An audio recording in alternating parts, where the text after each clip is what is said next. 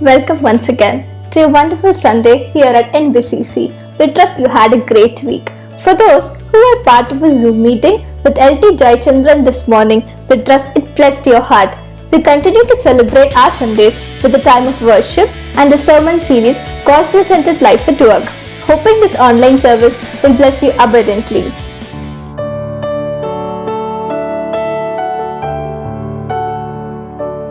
In the darkness we were waiting, without hope, without love, till from heaven you came running. There was mercy in your eyes to fulfill the law and prophets. To a virgin came the word, from a throne of endless glory to a cradle in the dirt.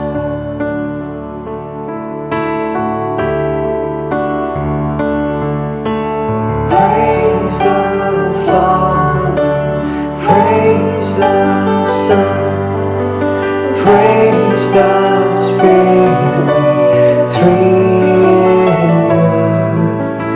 God of glory, majesty, praise forever to the King of Kings.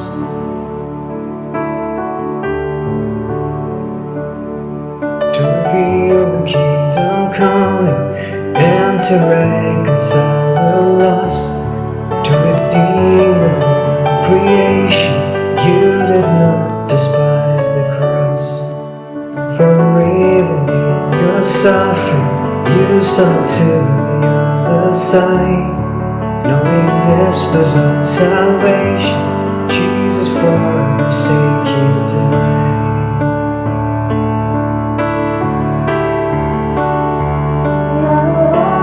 Praise the Father, praise the Son, praise the Spirit, three in one. God of glory, majesty, praise forever to the King of Kings.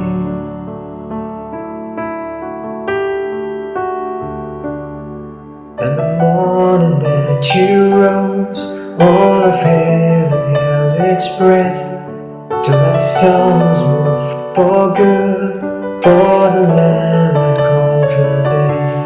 And the dead rose from their tombs, and the angels stood in awe, for the souls of all who'd come to the Father are restored. And the Church of Christ was born. Then the Spirit lit the flame. Now this gospel through the world shall not live, shall not fade. By His blood and in His name, in His freedom I am free. For the love of Jesus Christ, who has resurrected me.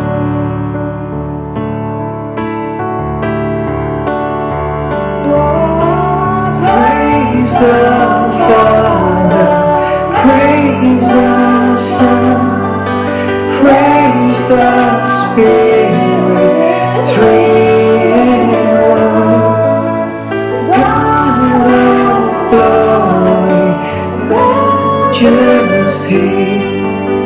praise forever to the King of Kings.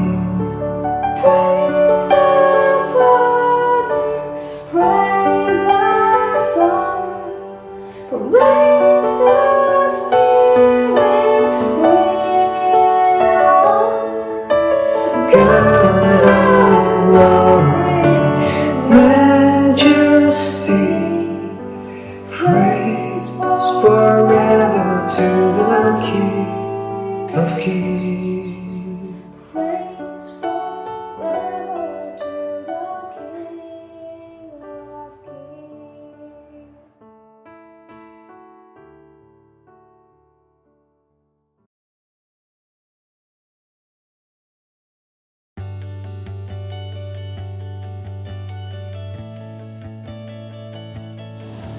Greetings to you in the mighty name of our Lord Jesus Christ.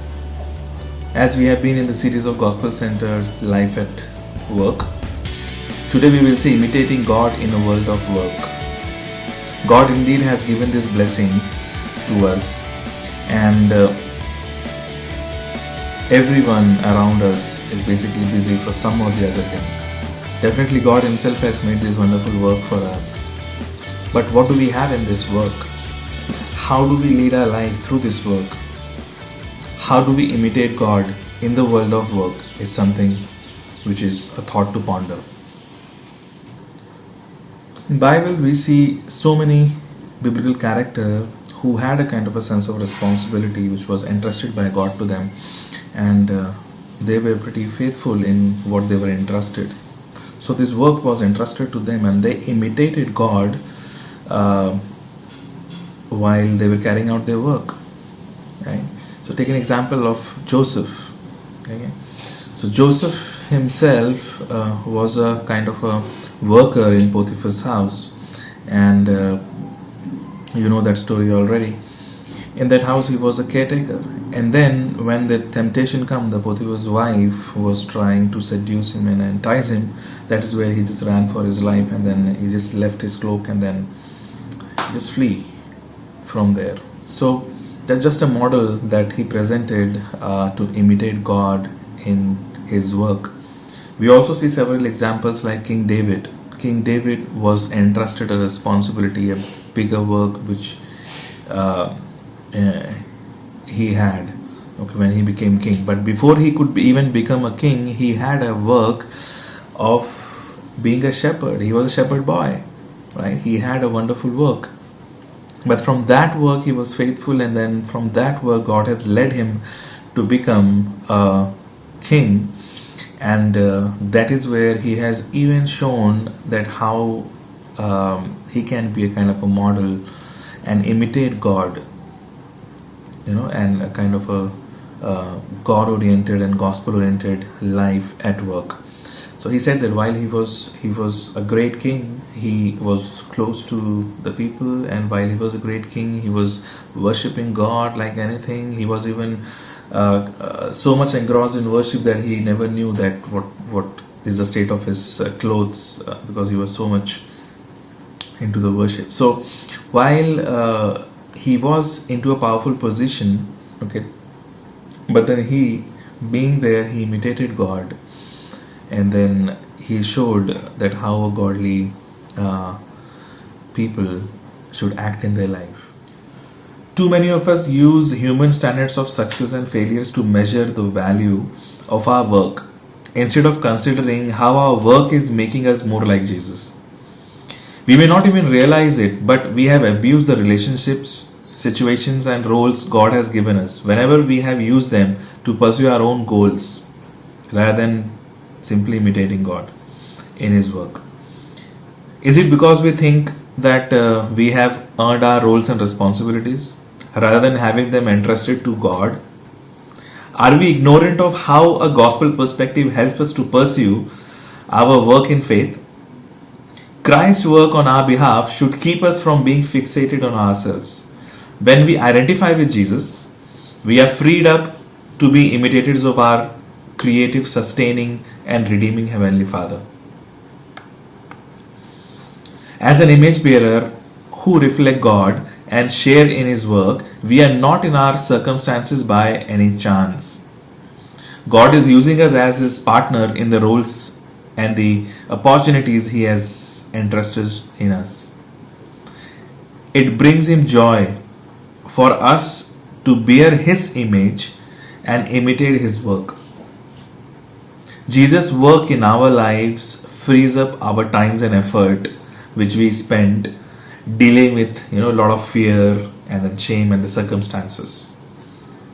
His Spirit allows us to flow the love and the joy through our work.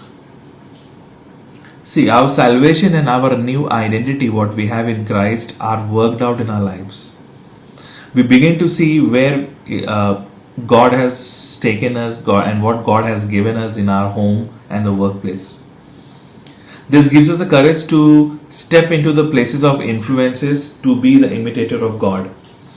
We come to see that we were made to shape those contexts for God's glory and the advances of the gospel. Now let's look at some passages from the Bible where it will show us that how our lives and the motivations are dealing. Let's turn our Bible to Deuteronomy 4 verse 1 to 9. Maybe I can read that for you.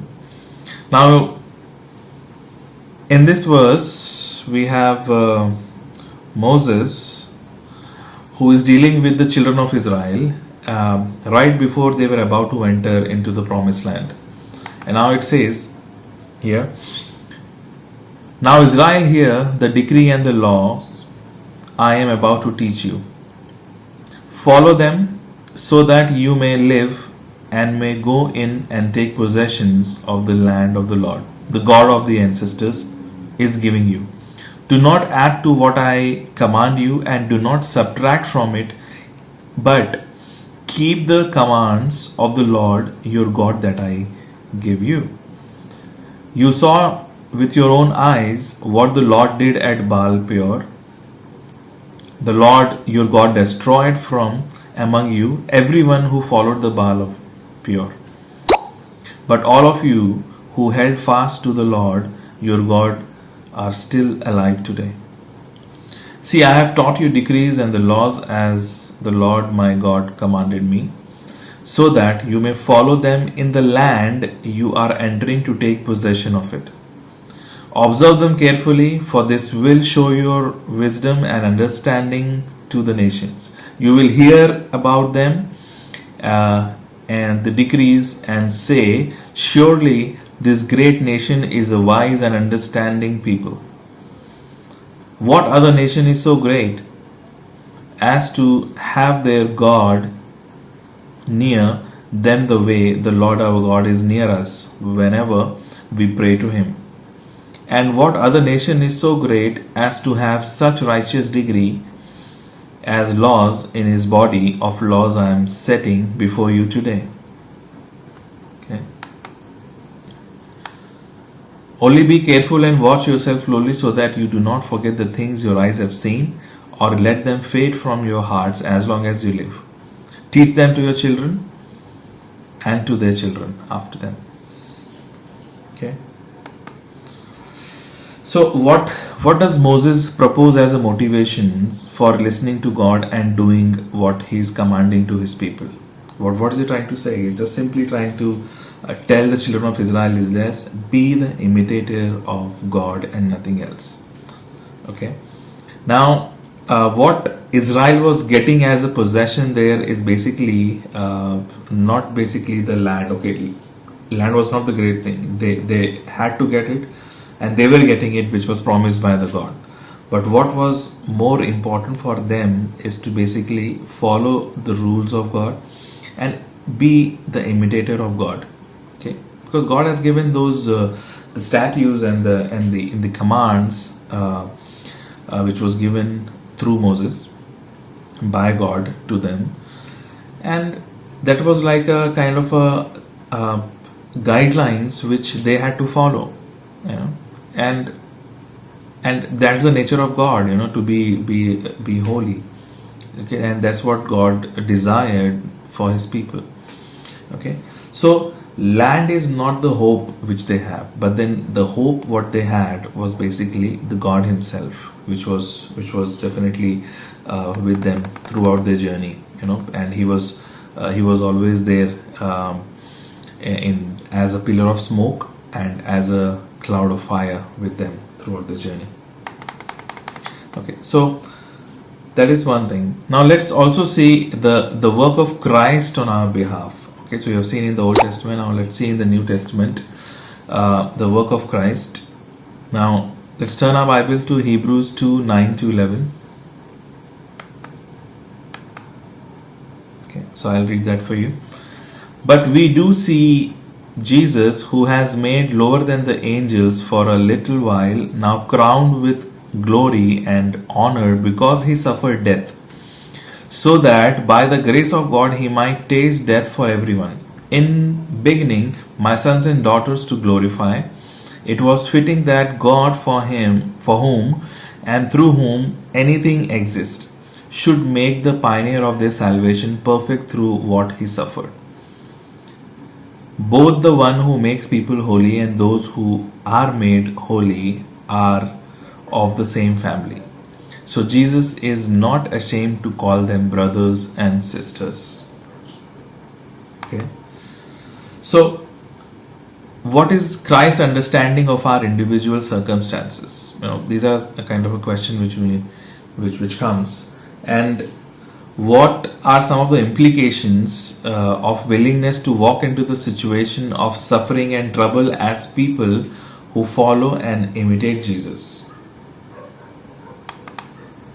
So now we see in this verse that Jesus is honoring us. He sees us as an honor, and he empowers our obedience and take on our failure, so that we can be free from guilt and shame and free to act as his beloved brothers and sisters. That's what gospel is about. Okay. Let's turn our Bible to Galatians chapter 2 verse 20-21. I would like to read that for you. I have been crucified with Christ, and I no longer live, but Christ lives in me. The life I now live in the body, I live by faith in the Son of God, who loved me and gave himself for me. I do not set aside the grace of God, for if the righteousness could be gained through the law, Christ died for nothing. So this is the wonderful thing which God has done for us. Christ has not died for nothing. Christ has died for you and me. And this is a powerful thing which we have.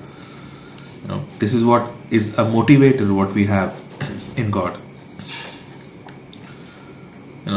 If you try to see how Israel used to live, and they had a motivator. The motivator itself was the law, and law was motivating them, and then God was with them. God guided them. The voice of God they heard. The prophets were guiding them, right? So that was a kind of a motivator. So how that motivation basically is now a little bit different when when we walk in the walk of Christ. Now at this point of time, God's grace is upon us, and I no longer live, but Christ lives in me. And then since Christ lives in me, I will do what Christ would do in that situation. For example, if I would be in a situation where there is a battle between my flesh and spirit, I should always think, or we should always think that what would Christ do in that situation? That grace itself is a motivator for you and me at this point of time. So our imitation of God's work can deviate towards two extremes. Okay. Now one is striving and the other one is sloth. I repeat again. Our imitation of God's work can deviate towards two extremes altogether. So while we are walking with the God, we can have a kind of a two extreme, which is striving and sloth. These are two extreme ends. At first, these stands would appear to be opposite, but when we examine their underlying causes, they surprisingly become equivalent. See, when work is our master, we are enslaved to our work and strive towards it as our ultimate goal, rather than being willingly an imitator of God. We have exalted work to be an idol in our lives, something we have and worship more than God. We work is seen in drudgery to avoid because we are bent towards laziness or leisure. We at times suffer from an opposite form of idolatry. Under the way of sloth, desire is strike it rich by manipulating the system, or to just get it by with minimal effort, can be appealing. But again, there is no desire to imitate God in how and why we work. The extent to which we look at work as our salvation or our misery shows how career or leisure have become functional idol or master for us. So both the extreme stems from the misunderstanding of the nature of the work as something which is given by God for our good and His glory. As God's image bearer and imitator, we can only co-create. Now remember, I am saying co-create. We cannot create anything, but we can only co-create, which means farmers don't cause plants to grow. Okay? Parents don't grow children from the dust of the ground like God has done. Right? Scientists can't speak forth a new invention from nothing. Okay? We can't work on our own. We can't do what God does. God has chosen us to work under Him to subdue the earth, fill it, and name His creatures. Our work is at its best point back to God as a true, greater, and eternal reality. Okay. Our relationship to work has been fallen apart. We see this in our attitudes rather than seeing work as something which God has given to us. We are prone to two opposite but equivalent errors, and these two are, again, as I said, striving and sloth. Now, striving is basically the workaholics. Do we really have workaholics in church? Yes, we do. We have workaholics. And there are slackers, the slothful. Okay. These are controlled by fear, pride, and unbelief, rather than seeing themselves as imitator of God. So the workaholics would display unbelief as he uses his work performance to justify himself, or outwardly towards others. So pride and fear can motivate him to seek his identity in his work. Now, pride in that he wants as identity that he earns. Fear in that he doubts God will give him the identity he wants. Or he may fear that God doesn't love him enough to care for him at all. The slacker would demonstrate unbelief and indifference to God by failing to use God's gift for God's glory.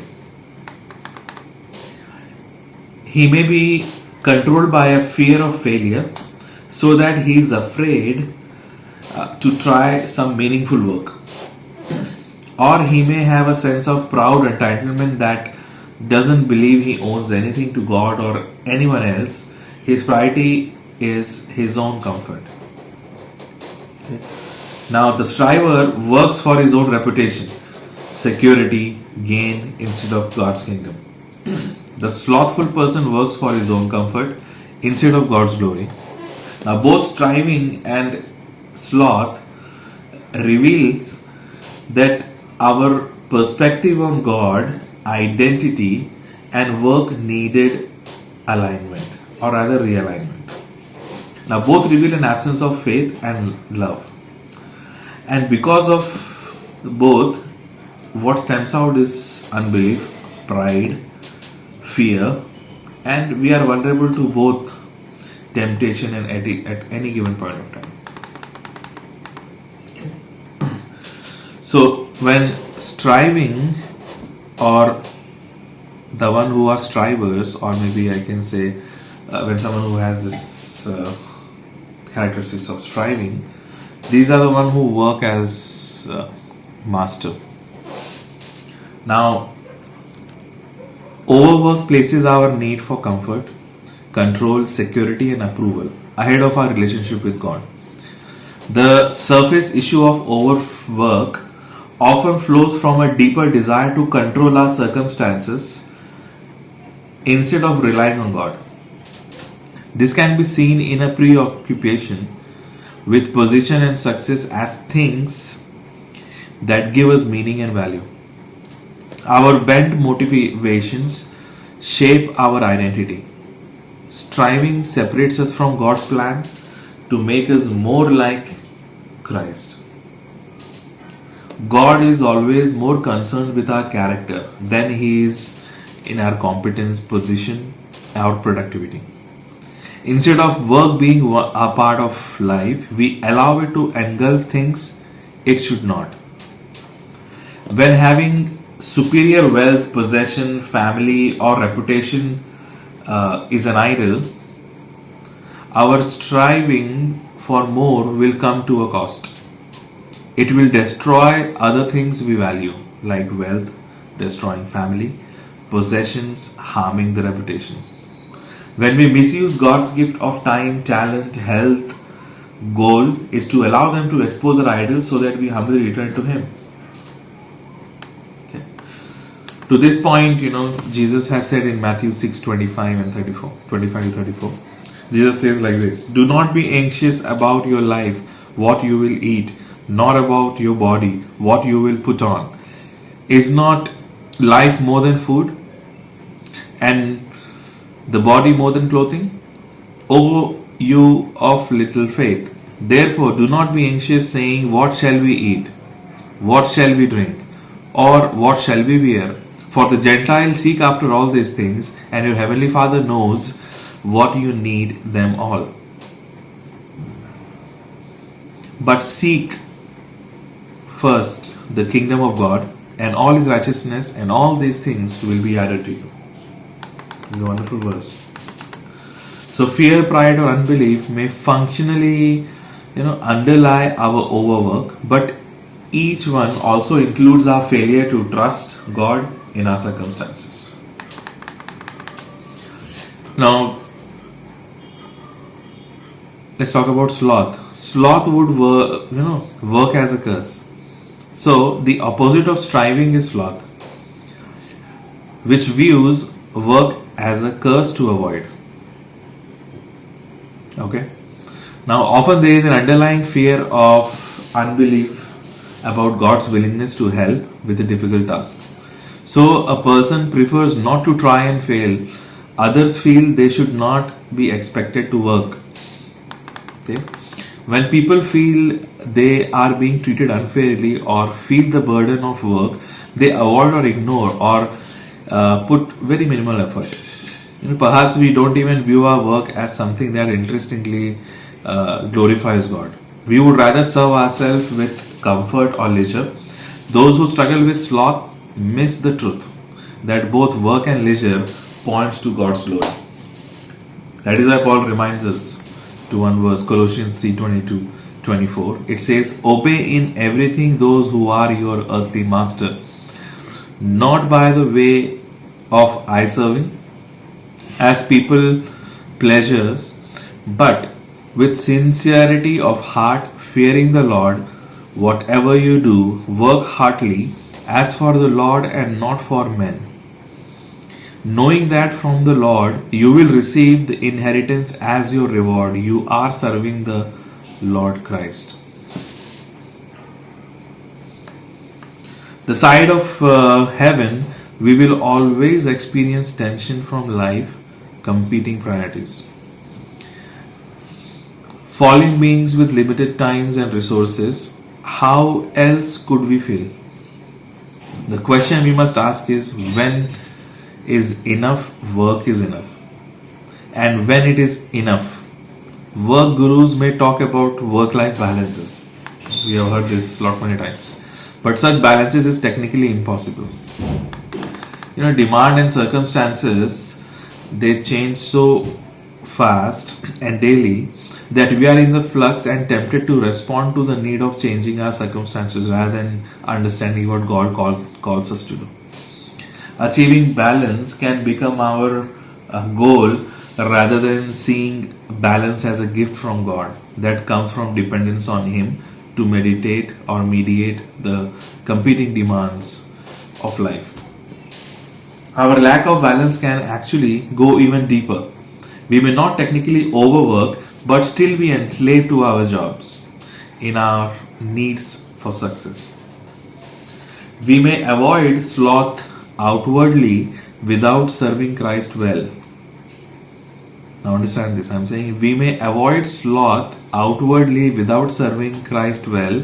We might do a good job at a task, but it may be wrong thing overall because we fail to love.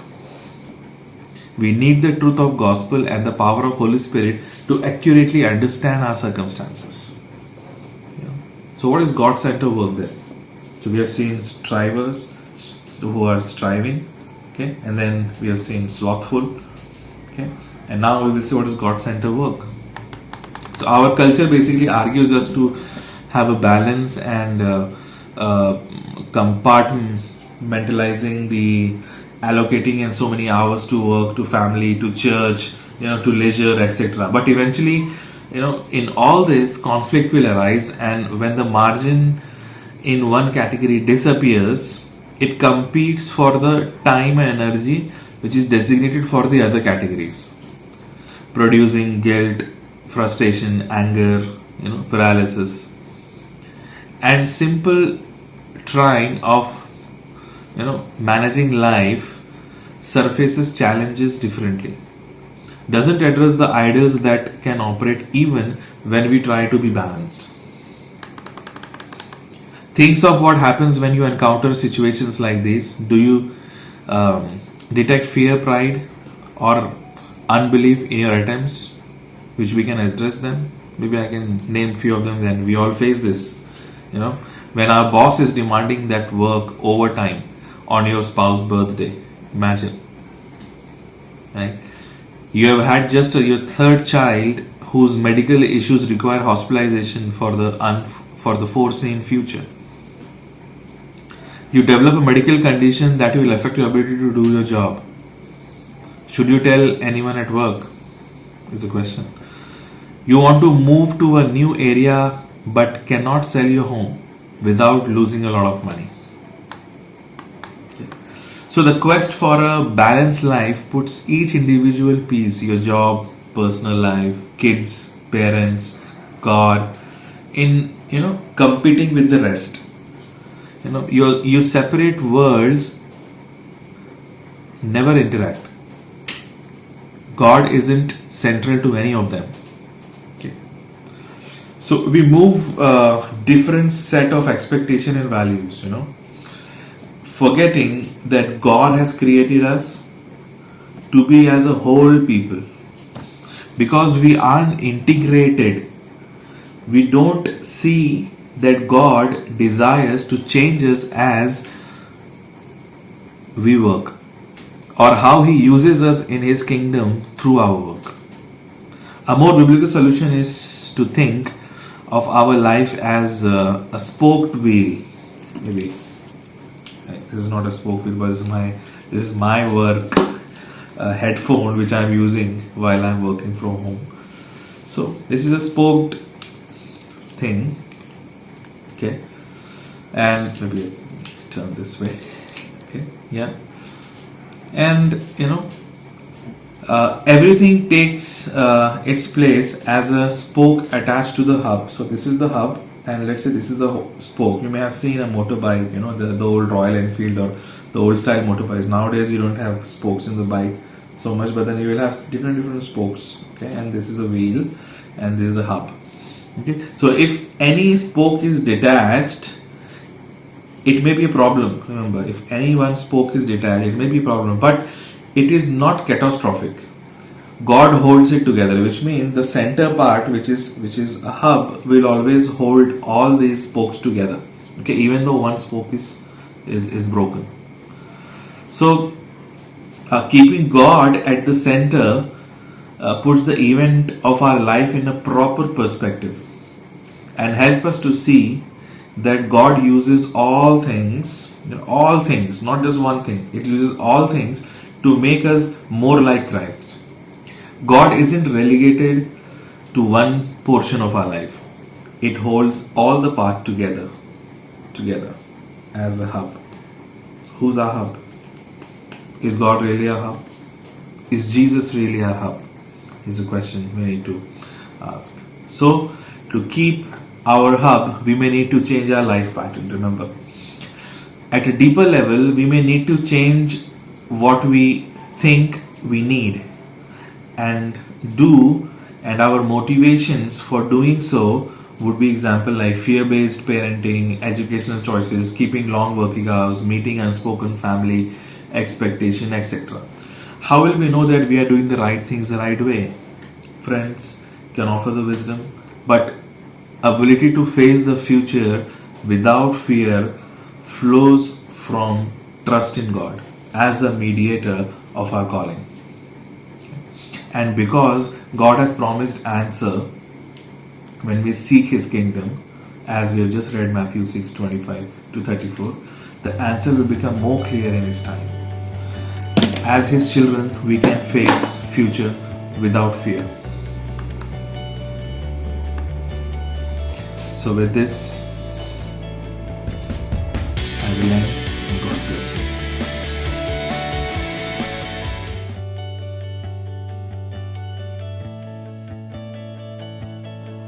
Your few announcements for this week. Please continue being a part of the Wednesday evening study on Zoom at 8 pm. Please consider partnering with NBCC in serving slum dwellers of Hinjawadi Man area.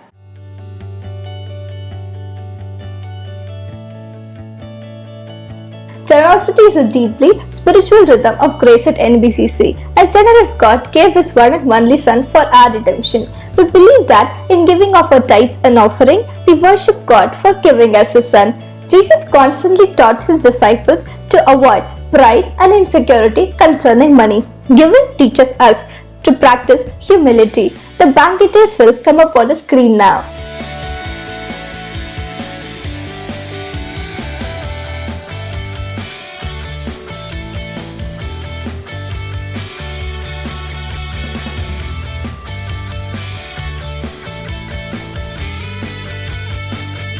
May God's love and grace of Christ rest with all of us this week. Thank you for watching.